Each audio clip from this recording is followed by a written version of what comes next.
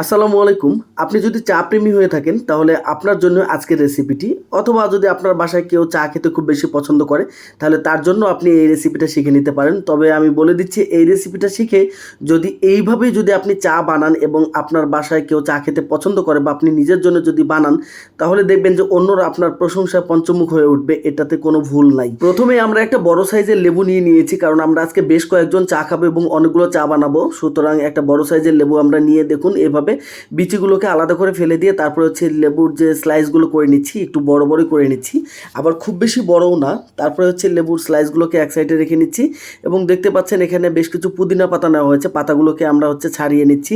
যদি আপনার কাছে পুদিনা পাতা না থাকে তাহলে আপনি স্কিপ করতে পারেন, তবে পুদিনা পাতাটা দিলে আলাদা একটা ফ্লেভার পাবেন এবং এটা স্বাস্থ্যের জন্য খুবই ভালো। দেখছেন, এবং পুদিনা পাতাগুলো ছাড়ানো শেষ। এখন এগুলোকে হালকা একটু কুচি করে নেওয়া হচ্ছে। এরপর আমরা হচ্ছে আদাটাকে ছিলে নিচ্ছি। আদা দেওয়ার চেষ্টা করবেন অবশ্যই, আদা ছাড়া কিন্তু চা ভালো লাগবে না। আদাগুলো একটু বড় সাইজ করে কেটে নিচ্ছি। এই জন্য বড় সাইজ করে কেটে নিচ্ছি, কারণ এগুলো হচ্ছে আবার আমরা একটু থেতলিয়ে নিব। দেখতে পাচ্ছেন আমরা হচ্ছে আমি জানি না আপনাদের আঞ্চলিক ভাষায় এটার নাম কি বলে, যদি একটু কমেন্টে জানাতেন তাহলে খুবই ভালো হতো। যেটাতে আদাগুলো থেতলিয়ে নিচ্ছি, এটার নাম আপনারা কমেন্টে লেখার চেষ্টা করবেন। তো দেখুন আমাদের আদা থেতলিও না শেষ। পাশে আমরা হচ্ছে একটা কেতলিতে হচ্ছে পানি গরম করতে দিয়েছিলাম। পানি যখন একটু গরম হয়ে এসেছে তখন পরিমাণ মতো চা পাতা অ্যাড করে দিয়েছি। দেখতে পাচ্ছেন চা পাতা অ্যাড করে দেওয়া শেষ আমাদের। এখন আমরা চলে যাব হচ্ছে বাকি প্রসেসিংগুলোতে।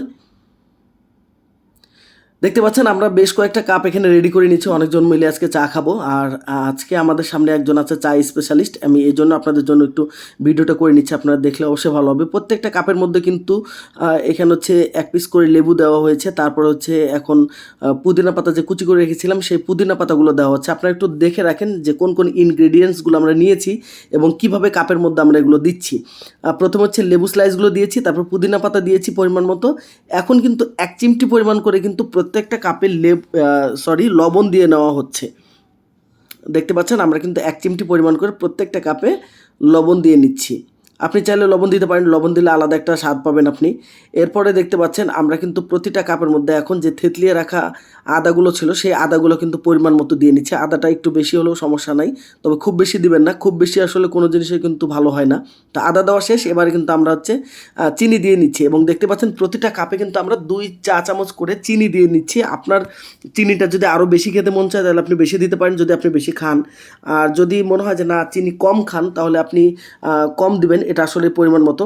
তো আমরা কিন্তু দেখতে পেলেন যে প্রতিটা কাপে 2 চা চামচ করে চিনি দিয়েছি।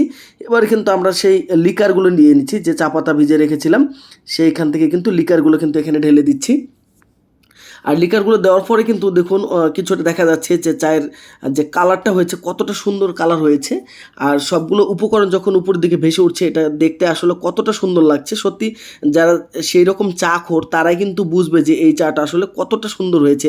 আর যে জীবনে কখনো চা খায়নি বা অল্প অল্প চা খায়, আমি কথা দিচ্ছি যদি এভাবে চা বানিয়ে এই চা যদি আপনি খান তাহলে আপনার সারা জীবন মন চাবে যে আপনি এভাবেই চা বানিয়ে খান এবং আপনার নিয়মিত এই চাটা খেতে মন চাবে এবং অন্যদেরকেও তৈরি করে খাওয়াতে মন চাবে। আর প্রথমে বলেছিলাম আপনি যদি চা প্রেমী হন কিংবা আপনার বাসায় যদি কেউ এরকম থাকে যে চা খেতে পছন্দ করে, তাকে যদি এভাবে 1 কাপ চা আপনি বানিয়ে দেন তাহলে সে প্রতিনিয়ত আপনার চায়ের ফ্যান হয়ে যাবে এবং আপনাকেই বলবে চা বানাতে, এবং আপনার প্রশংসা তো থাকবেই বাড়িতে। সো আপনি যদি শিখে নিতে পারেন তাহলে আপনার জন্য খুবই ভালো। আর আমি আগে বলেছি যে আমাদের মাঝে আজকে আছে একজন এরকম চা স্পেশালিস্ট, যদিও উনি প্রফেশনাল না, শখের বসে এভাবে চা বানান এবং চা বানানোর পর দেখেন কতটা ভালো লাগছে। আমি 1 কাপ চা নিয়ে নিয়েছি। তো 1 পিস লেবু আমি বেশি নিয়েছি, যদিও আমি এটা চিপে দেই নাই, কারণ অতিরিক্ত লেবু হলে কিন্তু খাওয়া যাবে না, স্বাদটা পাবো না।